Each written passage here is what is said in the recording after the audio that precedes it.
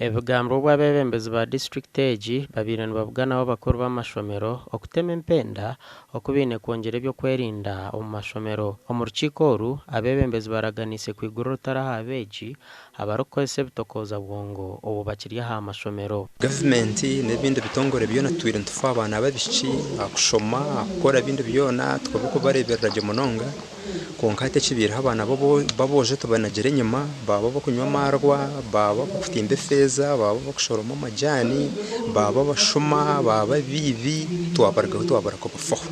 Bakuru b'amashomero nabo bagambira aha nshonga ezirikubashasha nikwo kushaba abebembezi okubahwera. Some of the rights overpower us because there is nobody who is ready to go in, stand in with the head teacher.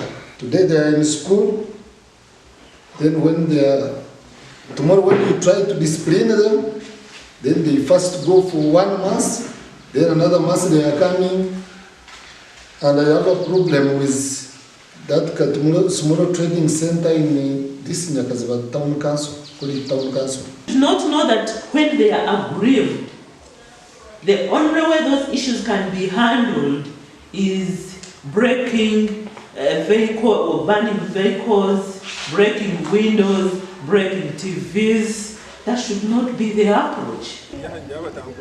Fence.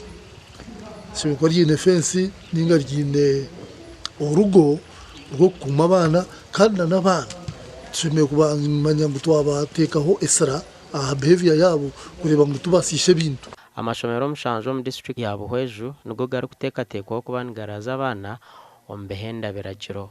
Mwene nshaba amashomero ago ngo gahandike mu Directorate of Education Standards ndangu neri amani ahubwo kuba yarete urite ba headmaster na ba chairpersons ba board basa kwikana sebiteka kandi tukarizoruvinga ikintu kimwe twariga tukakora ikintu kimwe.